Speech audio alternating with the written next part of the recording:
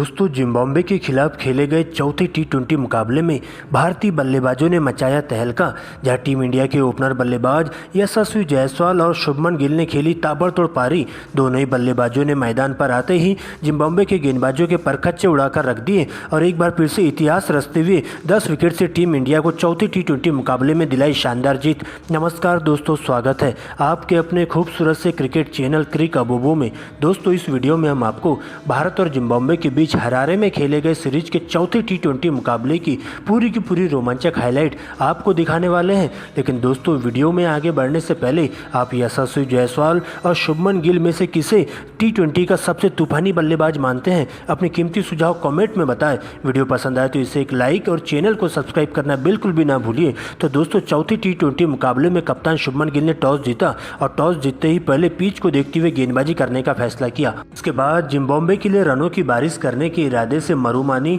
और विस्फोटक बल्लेबाज मैदवेर की एंट्री होती है। वह टीम इंडिया के लिए पहले ओवर की गेंदबाजी करने आते बाएं हाथ के तेज गेंदबाज खलील अहमद, जहां पहले ओवर में उनका सामना होता है मैदवेर से और कसी हुई गेंदबाजी खलील अहमद के द्वारा देखने को मिलती है, जहां पर गेंद को इनस्विंग आउटस्विंग करवाते हुए बल्लेबाजों को बिल्कुल भी हाथ खोलने का मौका नहीं देते हैं। लेकिन दोस्तों पांचवी गेंद लेग में हो जाती है, जिसके चलते गेंद बल्ले का बाहरी किनारा लेते हुए सीधा विकेट कीपर संजू सैमसन के पास से निकल जाती है 4 रनों के लिए। और इस प्रकार से दोस्तों खलील अहमद के पहले ओवर में एक चौके के साथ मात्र 5 रन आते हैं और जिम्बाब्वे का स्कोर बिना विकेट खोए 5 रनों पर रुका हुआ रहता है। दोस्तों इसके बाद दूसरे ओवर की गेंदबाजी करने आते तुषार देशपांडे, जहां पर अपने लाइन लेन से शुरुआत में ही भटकते हुए दिखाई देते हैं और मरुमानी के द्वारा पहली गेंद पर 2 रन चुराया जाता है। लेकिन दोस्तों इसके बाद स्ट्राइक पर आए मैदवेर इसी ओवर की चौथी गेंद पर करारा प्रहार करते हुए गेंद को ऑन साइड की दिशा में चौका बटोरते हैं, जबकि दोस्तों अंतिम गेंद छोटी पटकी जाती है जिस पर एक और चौका उनके बल्ले से देखने को मिलता है। और 2 ओवर की समाप्ति के बाद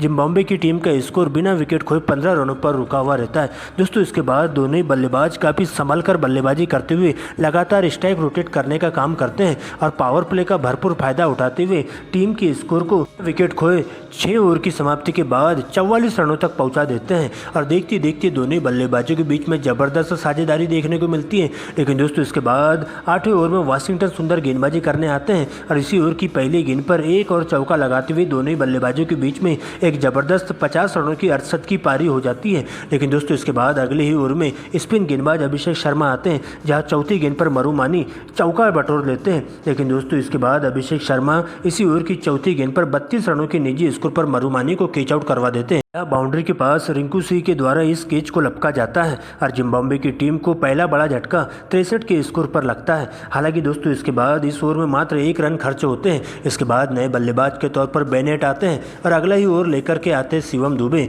जहां पर एक बार फिर से शिवम दुबे स्लोअर वेन गेंद पटकना शुरू करते हैं और दुबे के द्वारा कसी हुई गेंदबाजी देखने को मिलती है। लेकिन दोस्तों अंतिम गेंद पर मैदवेर भी 25 रन बनाकर कैच आउट हो जाते हैं, जहाँ पर एक बार फिर से रिंकू सिंह के द्वारा उनका कैच लिया जाता है। और इसके बाद 67 के स्कोर पर 10 ओवर की समाप्ति के बाद जिम्बाब्वे के 2 बल्लेबाज डगआउट की ओर लौट जाते हैं, जिसके बाद नए बल्लेबाज के तौर पर कप्तान सिकंदर रजा की एंट्री होती है और इसके बाद दोनों ही बल्लेबाज मिलकर तूफानी पारी खेलना शुरू कर देते हैं, जहां पर भारतीय टीम के तेज गेंदबाजों के साथ साथ स्पिन गेंदबाजों के धागे खोलना शुरू कर देते हैं। लेकिन दोस्तों इसी बीच टीम को लगने वाला तीसरा बड़ा झटका ब्रायन बेनेट के रूप में होता है, जो कि 14वें ओवर में सुंदर के द्वारा ब्रायन बेनेट को 9 रनों के स्कोर पर कैच आउट करवा दिया जाता है। तो भाई दोस्तों इसके बाद नए बल्लेबाज के तौर पर कैम्पबेल आते हैं, लेकिन 15वें ओवर की चौथी गेंद पर रवि बिश्नोई 96 के स्कोर पर जिम्बाब्वे की टीम को चौथा बड़ा झटका देते हैं और कैम्पबेल को एक डायरेक्ट थ्रो के माध्यम से रनआउट करवा के पवेलियन का रास्ता दिखा दिया जाता है। और 15 ओवर की समाप्ति के बाद जिम्बाब्वे की टीम का स्कोर 100 रनों पर 4 विकेट खोकर पहुंच जाता है। लेकिन दोस्तों इसके बाद नए बल्लेबाज के तौर पर मायर्स आते हैं, यहाँ पर एक छोर से कप्तान सिकंदर रजा अंगद की तरह डटकर मुकाबला करते हुए भारतीय टीम के गेंदबाजों के धज्जियां उधेड़ना शुरू कर देते हैं और कमजोर गेंद को सीधा दर्शक दीर्घा के बाहर सीमा रेखा के बाहर पहुंचाने का काम करते हैं और देखते देखते अपने अर्धशतक की ओर बढ़ने लगते हैं, जहां पर अंतिम के ओवरों में सिकंदर रजा के द्वारा तूफानी पारी खेली जाती है। इस ओवर में तुषार देशपांडे कप्तान सिकंदर रजा की 48 रनों की ताबड़तोड़ पारी का अंत लगाते हुए शुभमन गिल के हाथों उन्हें कैच आउट करवा के डगआउट की ओर भिजवा देते हैं। जिसके बाद नए बल्लेबाज के तौर पर विकेट कीपर मदानदे आते हैं और आते ही मदानदे अंतिम गेंद पर एक चौका जड़ देते हैं, जहाँ पर उनके द्वारा अपर कट लगाया जाता है और संजू सैमसन के ऊपर से यह कैच जाता है। और उसके बाद दोस्तों दोस्तों एक बार फिर से अंतिम की ओवर में खलील अहमद को टारगेट किया जाता है, जहां पर दोनों ही बल्लेबाज मिलकर तूफानी पारी खेलना शुरू कर देते हैं और पहली गेंद पर मायर्स का एक आसानी सा कैच ड्रॉप कर दिया जाता है और इस तरह से जिम्बाब्वे की टीम पूरे 20 ओवरों में 7 विकेट खोकर 152 रन ही बना पाती है और टीम इंडिया को इस मुकाबले में जीत हासिल करने के लिए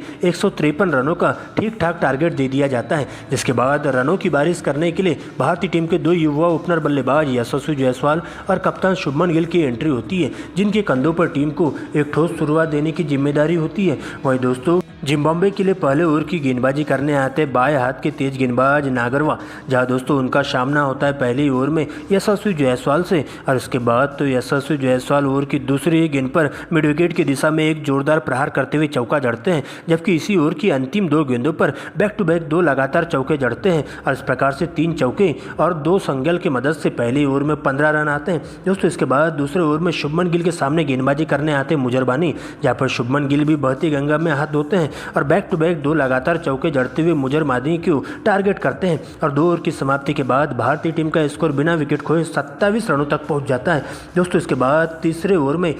तेज गेंदबाज चतारा गेंदबाजी करने आते हैं और इस ओवर में जायसवाल का बल्ला खूब गरजता है। पहली गेंद पर जायसवाल एक करारा प्रहार करते हुए चौका बटोरते हैं, जबकि दूसरी गेंद पर एक और चौका जायसवाल के बल्ले से देखने को मिलता है। तीसरी गेंद मिस होती है, लेकिन चौथी गेंद पर एक और जोरदार प्रहार करते हुए गेंद को 1 बाउंस चौके के लिए भिजवा देते हैं, जबकि दोस्तों इसी ओवर की अंतिम गेंद पर भी एक और जायसवाल के बल्ले से चौका देखने को मिलता है और तीसरे ओवर में जायसवाल के द्वारा 4 चौके जड़ दिए जाते हैं और 3 ओवर की समाप्ति के बाद भारतीय टीम बिना विकेट खोए 44 रन बना लेती है। दोस्तों इसके बाद चौथा ओवर लेकर के आते हैं मीडियम तेज गेंदबाज अकरम, जहां पर एक बार फिर से यशस्वी जायसवाल के बल्ले से 5वीं गेंद पर चौका बटोरा जाता है और जिसके चलते टीम इंडिया अपने 50 रन पूरे कर लेती है। दोस्तों इसके बाद 5वां ओवर लेकर के नागरवा आते हैं और इस ओवर में फिर से जायसवाल के द्वारा एक चौका बटोरा जाता है, जबकि 6वें ओवर में मुजरबानी को टारगेट करते हुए टीम इंडिया के द्वारा जबरदस्त तालमेल वाली बल्लेबाजी देखने को मिलती है और भारतीय टीम पावर प्ले में ही बिना विकेट खोए 61 रन बना लेती है। दोस्तों इसके बाद तो दोनों ही बल्लेबाज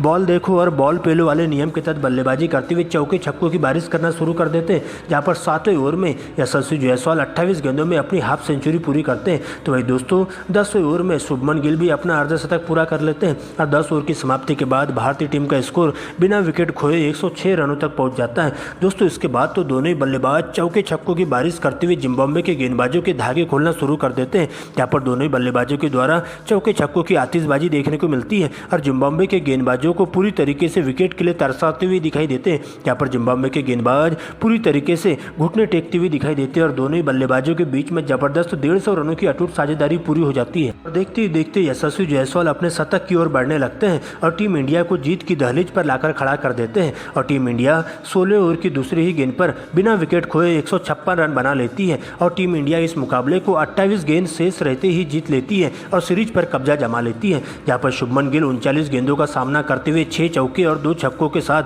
58 रन बनाकर नाबाद रहते हैं। वहीं दोस्तों विस्फोटक बल्लेबाज यशस्वी जायसवाल मात्र 53 गेंदों का सामना करते हुए 13 चौके और 2 गगनचुंबी छक्कों की मदद से 93 रनों की ताबड़तोड़ पारी खेलते हैं और चौथे T20 मुकाबले में टीम इंडिया 10 विकेट से ऐतिहासिक जीत दर्ज कर लेती है, जहां पर दोनों ही बल्लेबाज नाबाद लौट जाते हैं।